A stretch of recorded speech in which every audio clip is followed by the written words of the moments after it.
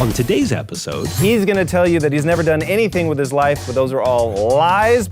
Former NFL football player Joe Donnelly. You have a career-ending injury. From the absolute ashes of despair, you rise up. People thought that I had just hit rock bottom. I mean, I literally had $12 to my name. I think everyone's initial reaction to failure is to deflect, point fingers at other people. Absolutely.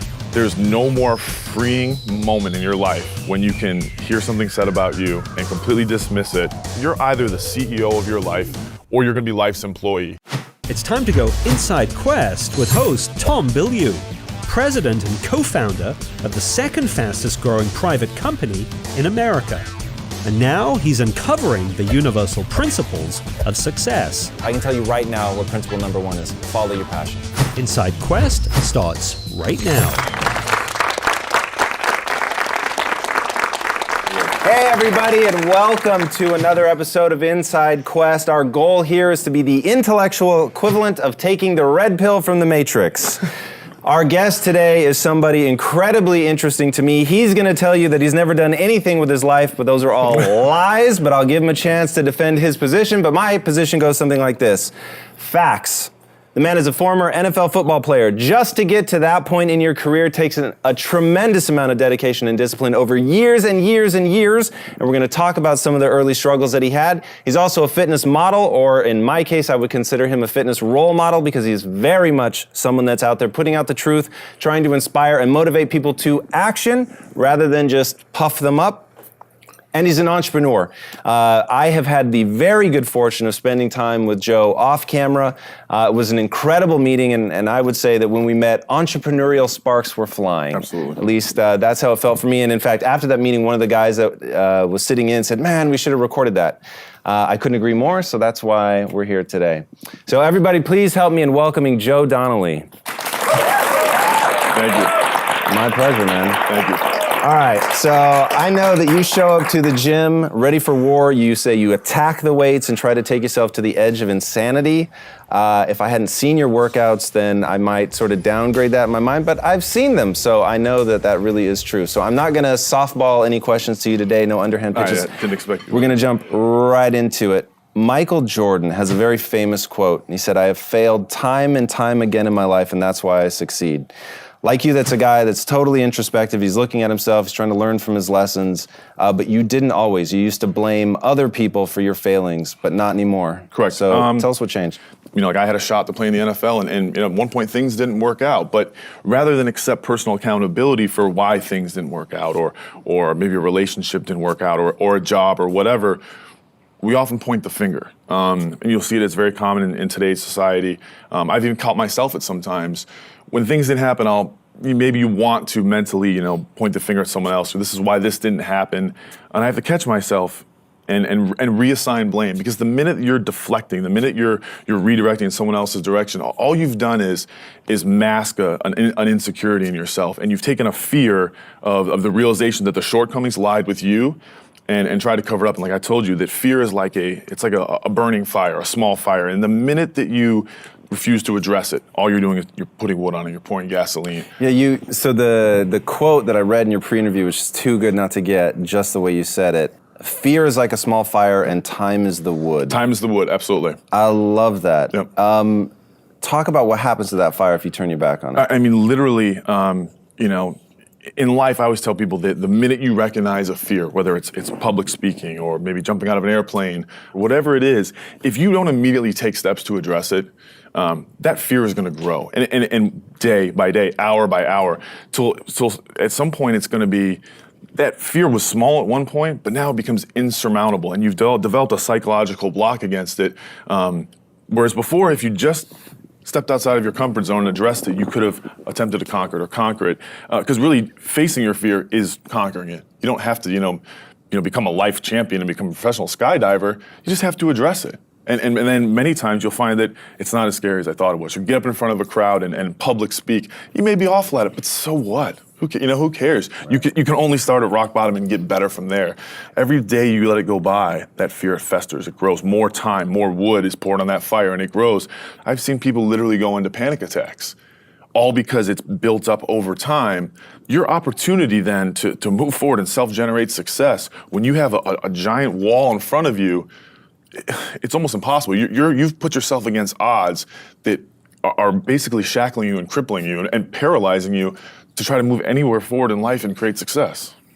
Are you familiar with the concept of the psychological immune system? I am, yes. So fascinating theory. I don't know if you read about it in the Marshmallow Test. He goes into a ton of detail about sort of its function. So I try to look at everything from an evolutionary standpoint, right? How did we get here? Because once I understand the underground mechanism in the brain, right? Because so much what happens in your brain is subconscious. Once I understand the subconscious thing that's driving behavior, then you can actually address it and control it.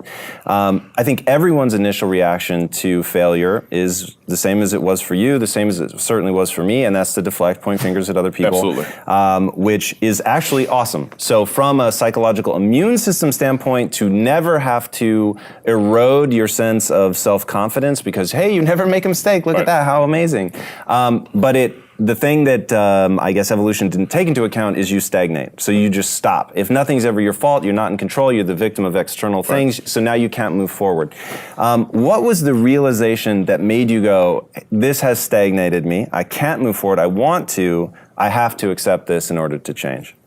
I wasn't enjoying what it is I was doing. I wasn't contributing in any way to society or people's lives. What part of your success are we at this point? This is probably into my late 20s at this point. You know, so I mean, after football and went on to graduate school and got into business. But it was literally getting up every day and going to work and it was just generating wealth and. That was your goal. You were chasing money, essentially. I didn't even know it was my goal. I just felt like that's kind of the direction I was supposed to go in. I never took the time to self-assess. What is it I really wanted to do, or what do I really want to get out of life? And I woke up one day, and I had been masking, I guess, maybe depression, if you want to say. You know, I'd always felt that I was a good motivator of people, inspiring teammates, people around me. You know, even when I was in college, and I wasn't giving back. I wasn't doing anything in any way. The more I thought about it, the more it burned inside of me. What was it, though, in that scenario? That I knew I needed to do something different. That I knew that I needed to change the course of my life. And I know it sounds cliche. People say it all the time. They want to give back or they want to affect people. It doesn't sound cliche or corny to me at all, because I understand what you mean, but so everybody in the audience, my biggest fear, they're beautiful human beings. I know each and every one of them, some to a greater, some to a lesser degree, but I know them. They're here at the company. Yep. My whole pitch to them is you should be a Quest for the exact number of days that it's moving you towards your goals. Right. The second it's not, you should leave and go somewhere else. And the thing that really scares me, and the reason I want to get really specific about what you were doing when you start having these pangs in your stomach that something is wrong, and then how you ultimately learn to self-assess, because I want them to have that skill set. My fear is that many of them will stay longer than that we're moving, not comfort, that we're moving them towards our goals, right?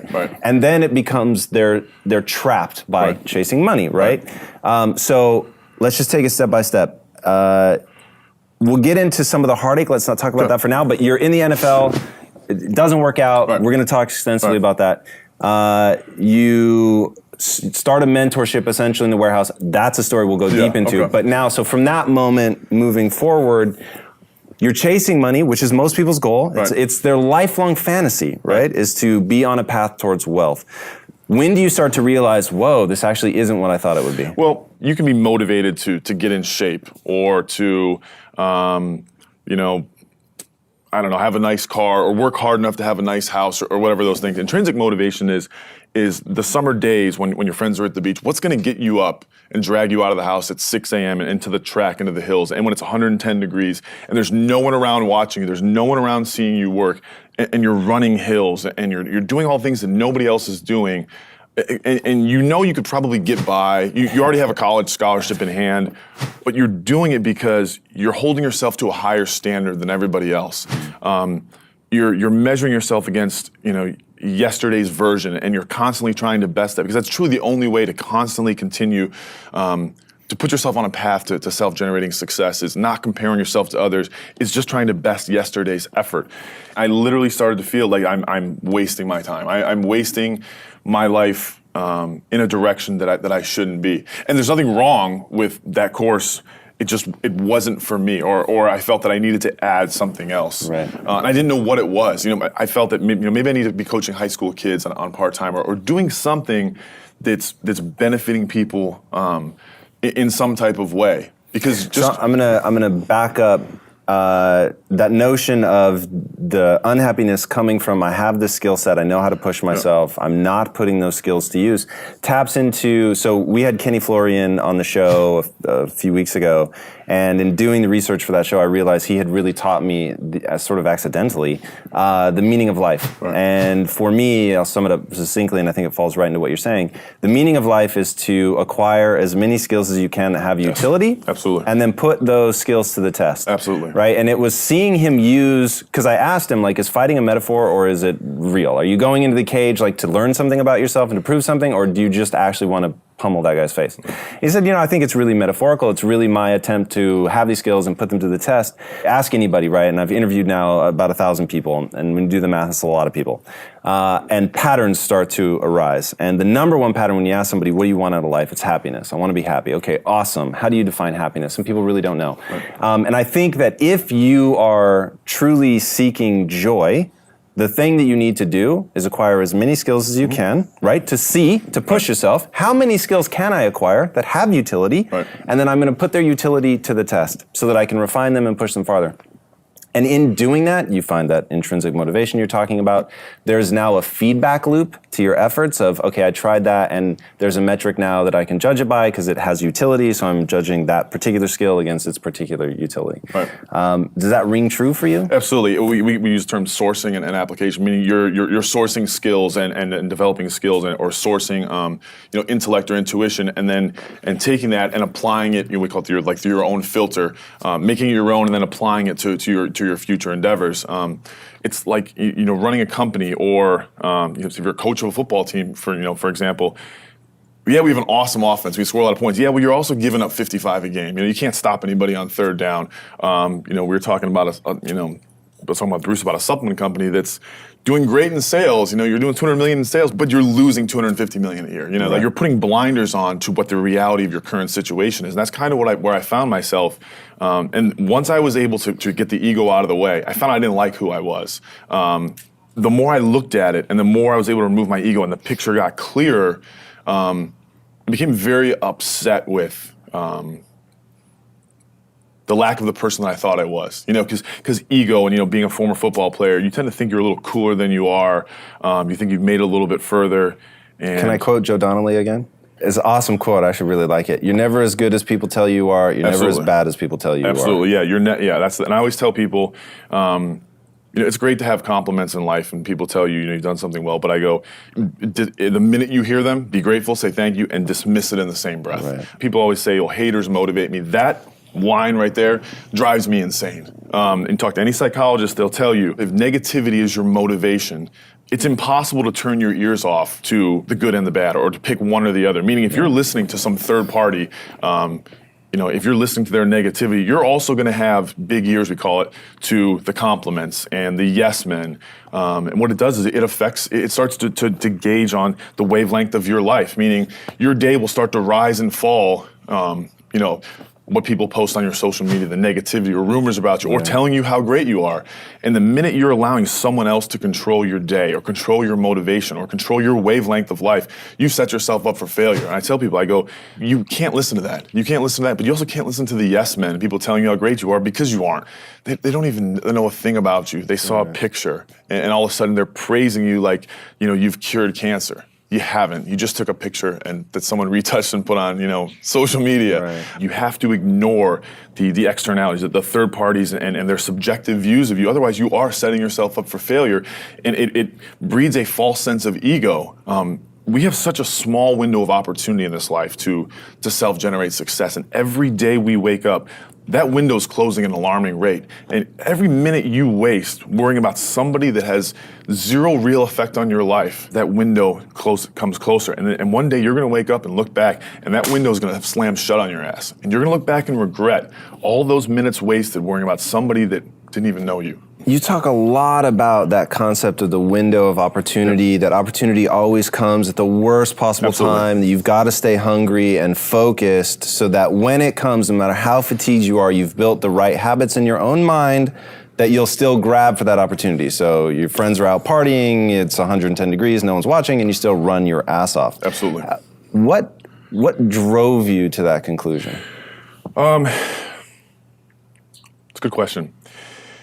I was out with a bunch of friends. It was out for a birthday party. A bunch of people were out partying late. And I literally had people come and stayed over at my house late at night. But I was getting up to go. It was 5:30 on a Saturday morning to run, and people were hungover everywhere.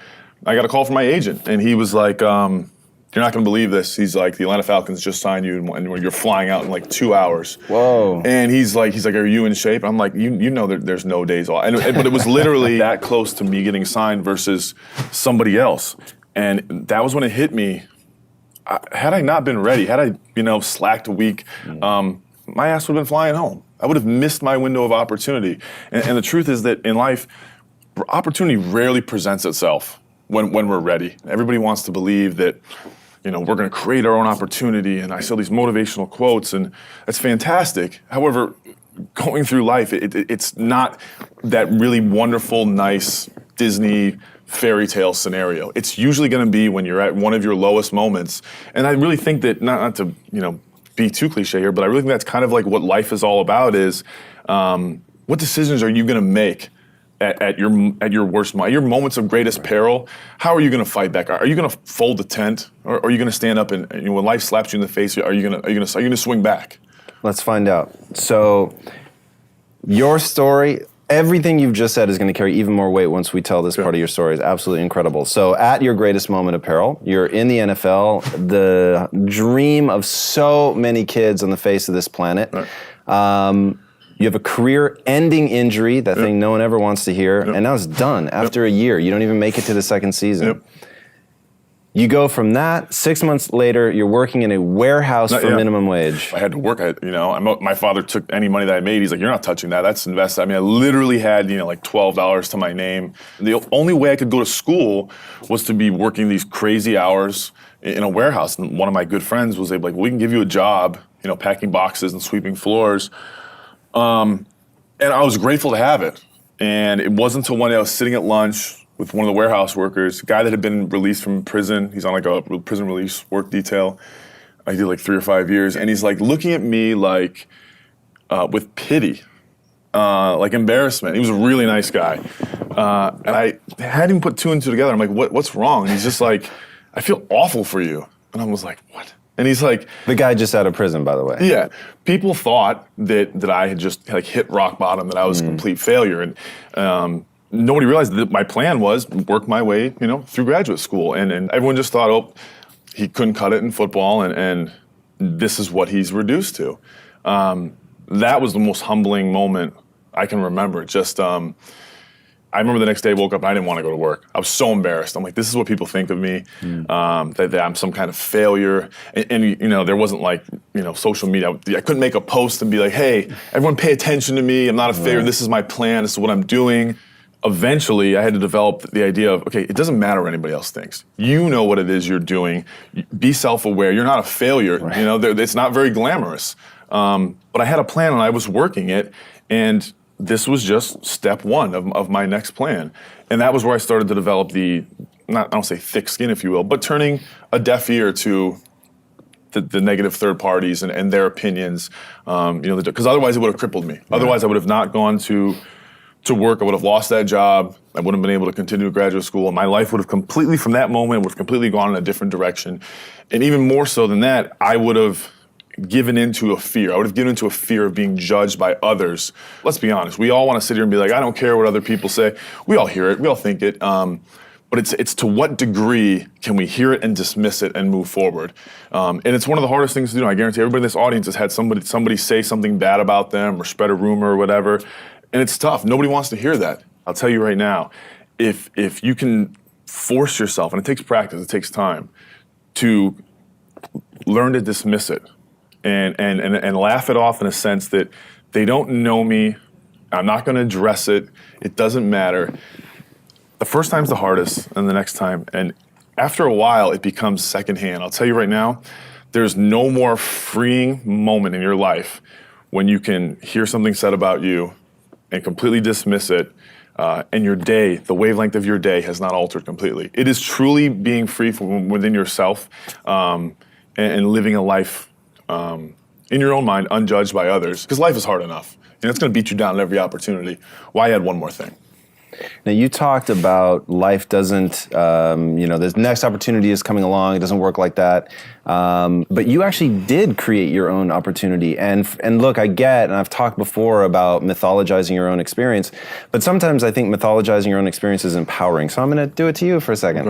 Okay. From the outside, it is this beautiful tale of almost truly like a Disney cartoon where you crash, you're starting at the bottom, 1 minute you're riding high, you're this, football hero, and then the next it's minimum wage guy in a warehouse, but a guy in a warehouse with a dream, right? And he understands now, I can't listen to what other people say, I really have to start garnering new skills, I'm going to graduate school, I'm gonna learn what I need to learn about business so that I can go on and build an empire, and the irony is you go on to actually build that empire. So literally from nothing, from the absolute ashes of despair, you rise up and show people that, yes, you do create your own opportunity, and yes, it's about being ready and prepared for that opportunity that presents itself. I get that, and of course, there's always a certain amount of luck in any great story, Absolutely, but 100%. If you're not ready when that phone call comes in, and if you're trying to run the 40-yard sprints and you're vomiting because you're hungover from last night, like, you were prepared when opportunity knocked. Right.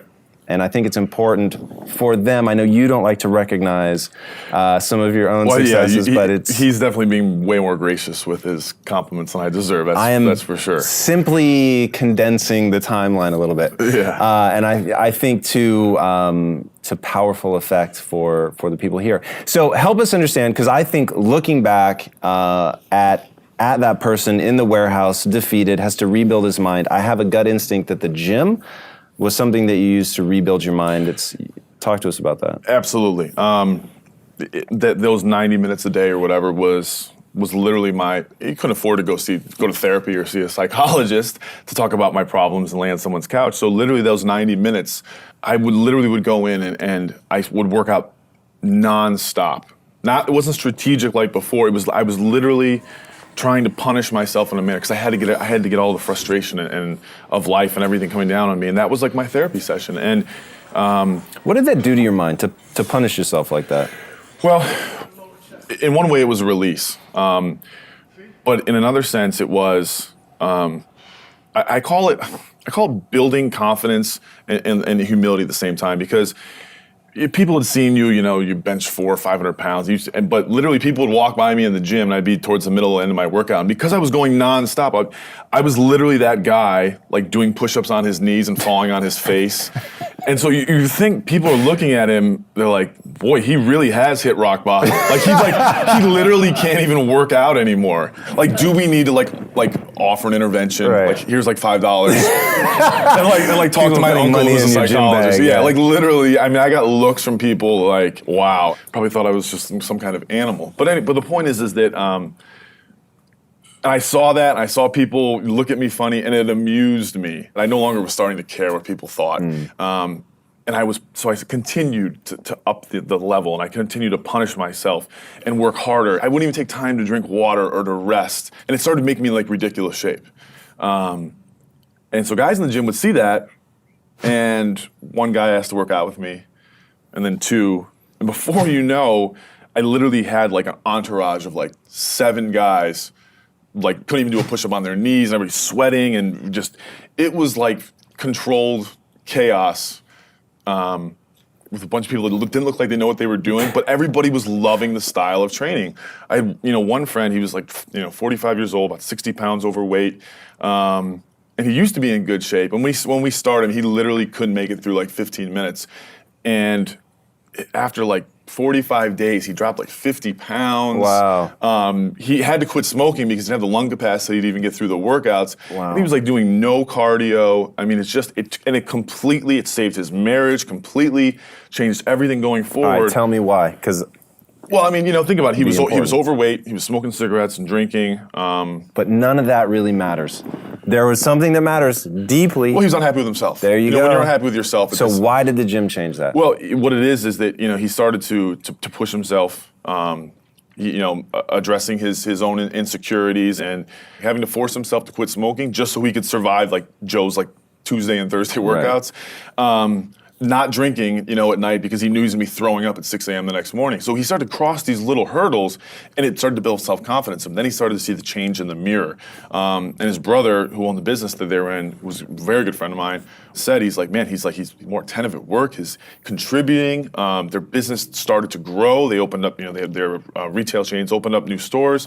Wow. And so it had it's like dropping the pebble in the water and the ripple effect. It had a ripple effect in his life and everybody else's. His son, a high school football player who ended up becoming one of my training partners, I kind of mentored the kid. He said to me one day, I was driving him home, and he's like, my dad's never been this involved in our lives. And there's no glamour in rolling around and vomiting into the trash can and can't do a push-up. So the humility comes from that. And it's so powerful when it's combined with somebody who you see growing and blossoming as a human being. And so this is something that I've talked to these guys a lot about. At the end of the day, for me, it's all about getting to the mind. I don't care what you're trying to do. Absolutely. Business for me is about getting to the mind. It's about framework happiness, which we sort of already talked about earlier. Going to the gym is about framework happiness. None of it, I don't find going to the gym intrinsically interesting. I don't like the gym at all. Right. I don't get that runner's high or anything like that. For me, it's literally like being tortured. But when I didn't, so I used to be heavy, and then I lost weight and was dweeby, and then finally found the gym and started adding muscle mass. And for me, it was, I knew from the beginning, I'm doing this to affect my mind, not my body. Right. And I think there's two ways to get at the mind. One, you can educate it, read, meet people like you that just have nuggets of wisdom. And then, and then two is to go through the body. And the body is a profound way to shape the mind, because to show up every day already, you're having to deal with habits and forming habits, and then to lift the weight and to push past that point where it's not fun anymore, it hurts, this sucks, but you do it. And here's the important part, and here's what I think you were talking about with your friend. So you have low self-esteem, you feel badly about yourself because you believe certain things about yourself. I'm too weak to quit smoking, Absolutely. Right? Or I would have. I'm too weak to show up at the gym every day. I'm too weak to train with Joe Donnelly. I'm too weak to lift this certain weight. As you start chipping those away, it's real. And that's why I say the most important thing for people is the meaning of life. Acquire as many skills as you can that have utility, and then test that utility. And in the testing of that utility is where your self-esteem is born. Those are the bricks with which you build your life. And getting into the gym and having this very visceral, very immediate, it's right there. You can't do it yesterday, you can do it today, and I'm a fundamentally different human being, because yesterday I could not curl a 50-pound weight, and today I can. So, and it starts to really play in your mind, because you realize, I controlled that, right? I showed up, I stopped smoking, I'm not too weak to train out with Joe Donnelly, I'm gonna show up every day and I'm gonna put in the work, and it starts to necessarily change your internal dialogue. Absolutely. And that internal dialogue that people have about themselves in their own head, I think really shapes where they go. Well, think about it. We're assessing what we're seeing and everything, and that is where the majority of our dialogue comes. Very rarely do we, get the opportunity to sit down like this and really vocalize everything that's going on, everything that we're thinking about. So it's really important, managing your expectations, managing your thoughts, and understanding what it is that's going on in your mind, and where your thoughts are taking you.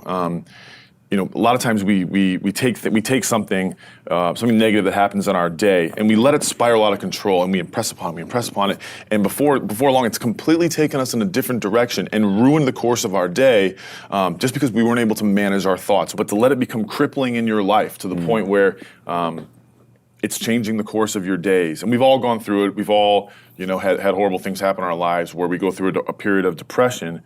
You can step back and self-assess and be cognizant of, yes, okay, this is where I am. I understand what's affecting me. It's not like you can turn it off, but I have to be aware of what's going on. And the more you're self-aware, the better you're going to be able to address that situation. I always use the metaphor of working out is not life. To me, it's not about the body. It's completely about the mind. What I do every day, the fact that it makes me mentally stronger, the fact that I literally push myself to the point of being physically ill. When you do that, when you're starting your day at 4:30 in the morning, whatever, do that, the rest of your day, no matter what happens, is a breeze. You've tackled the hardest part of your day. No matter what goes on, you have the confidence and you have the wherewithal, the tool belt, if you will, to be able to attack. Sometimes it's just showing up and being able to push yourself a little bit more than yesterday. I call it finding your hard. When you find your hard every day, man, life is a lot better. Because what happens is you're either the CEO of your life or you're going to be someone else. You're going to be life's employee.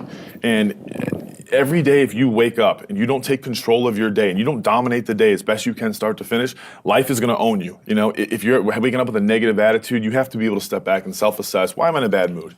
And you have to work from that minute forward to build that tool in your belt, if you will, to be able to assess it, address it, apply it, if you will, and then move forward. If you can do that, I'll tell you, life gets exponentially easier and easier and easier every day.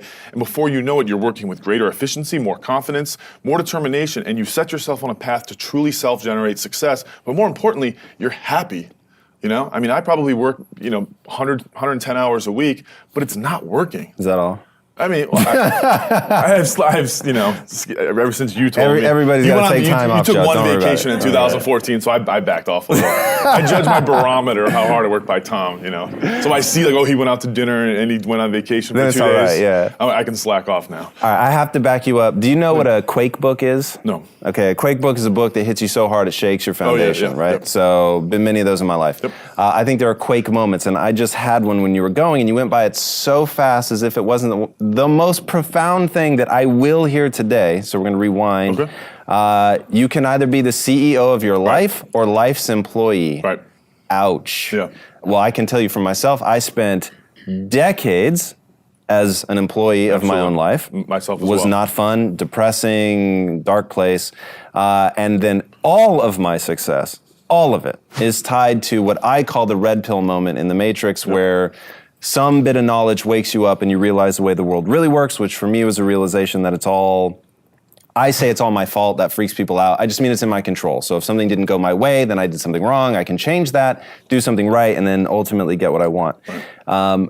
That is awesome. So thank you. That truly will become... I can't take credit for it. I read it in a book. Yeah, I can't. Awesome, but you brought it to me and you get all the credit for that, because that really is something I will remember for a very long time. This is one of those things, if you're watching, you can test me, come up to me on the street. What was that Quake moment in the Joe Donnelly interview? I promise you, it will be right there for me. That was big, and I hope everybody that it hit you as hard as it hit me, that is your daily question to yourself. If you're waking up every day and you're not taking steps to be the CEO of your own life and managing your day and running your own life, you're going to be an employee. It's going to run you back, and it will. And there's days I've woken up and gone through the motions, and sure as death and taxes, something comes up, and because I wasn't in the right mindset, it took control. It ran my day. I've got a quote from you that I want to read that I think will explain why so few people actually heed that advice, and what waits for you on the other side if you do.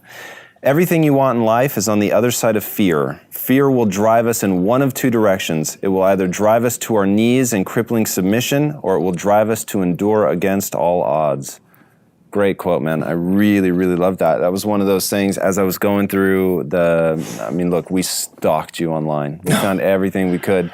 So people are super crippled by fear, and I don't think they understand that time is the wood that's thrown on that fire. Yep. But most importantly, I don't think they understand what waits on the other side.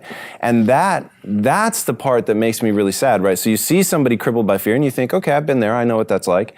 But they haven't been where I'm going, right? And I don't want to be arrogant and say where I am, because this is, you and I both see success very much the same. It's that J.J. Watt quote. Absolutely. Success isn't owned, it's leased, and rent is due every day. Every day. That is so powerful, and thank you. What you wrote in your Instagram post, in addition to that, was amazing. I appreciate loved you sharing it. Thank you. But people don't see the beauty of what you can do as you start to make the number one muscle that you work, your mind, right? And start testing those limits and pushing to see where you can go. Because I'll get really specific now. So you guys know, you've heard me talk about it. How many skills can I acquire that have utility, and test that utility? That's what Quest is. Quest was just my partners and I saying, I'm no longer going to chase money. It's not interesting. You will end up empty. It's a sad just fact. But you can, oddly enough, make even more money once you say, what I'm going to chase is the acquisition of skills doing something that I love, and then I'm going to put those skills to the test, and you get to see how far you can go. And that that in and of itself, even when you lose, right? And that was the edict that Ron, Mike, and I agreed on in a private moment back at our old company, that we would never again do something that we didn't enjoy, even if we were losing. And that was the important part, right? Even if we're losing, like, I'm gonna have fun, even if we're losing. Right. And that, I think, takes us to the next part of your career, which is you can't watch you can't listen to you can't read an article you've been interviewed in, nothing, without understanding your absolute obsession with helping other people. What drives that? It's good, very good question. I'm not gonna sit here and be like I'm Tony Robbins or anything. If I can talk to someone for 5 minutes, I can change maybe their mindset 2 degrees and put them on a different course, or get them to look at something differently, and it's gonna help them go forward. Then I've done my job. That is more fulfilling than the previous life that I was living. Now, is that fulfilling because you know that they're marching now towards something that's more beautiful in their life, that it will make them happier? The most fulfilling thing is sit down and talk to somebody, or do a passing conversation, or make a post that's going to change them. I'll tell you right now, I don't ever want or care for a compliment to say something like, oh, you looked great on the cover of that magazine, or your physique is awesome, or you're strong. Okay, I'm grateful for the compliment, but I immediately forget about it. Right. But when someone can come up to you in an airport or say, hey man, you wrote something that impacted my life, now I'm listening. Tell me how it impacted your life, and what are you doing moving forward? That's what I want to hear. That's the only compliment I care to hear. Because I know you took something that I wrote or something that I said and you're applying it to your own life, and it's made a change, and that's what it's all about. But I'll tell you right now, it becomes contagious. When you help one person, or you change one person's mind, or even just alter their thought, it becomes contagious. You want to do it over and over. And so what I found myself is, as I became in this fitness journey, staying up all night, reading books, watching YouTube videos, trying to garner as much information I could to be educated on subject matters, it's going to get them to go in a different direction that might help them become more successful. It's incredible, man. And the amount of time that you dedicate to helping other people is really incredible. And I know you've got a great quote about when the sun sets on the day, so it sets on the success of that day. Yep. But like you recognize the echo that has in people's lives, so do I. Am tremendously grateful that someone of your caliber shares that with people. From the Quake moment earlier to everything that I've learned from spending time with you and reading about you, it really is my pleasure and truly our honor to have you on this show. We cannot thank you enough for taking the time to be here with us. I'm equally grateful, and I appreciate the opportunity. It really does mean a lot to me, and I take it with tremendous pride and responsibility. So thank you very much. Wow, thanks for being with us. Guys, this is a weekly show. If you haven't already subscribed, be sure to do so there. And if you're not following this guy on social media, you are committing emotional suicide. It is at Joe Donnelly Fit. He is going to lead you to the promised land, I promise. So until next week, we will see you then. Take care.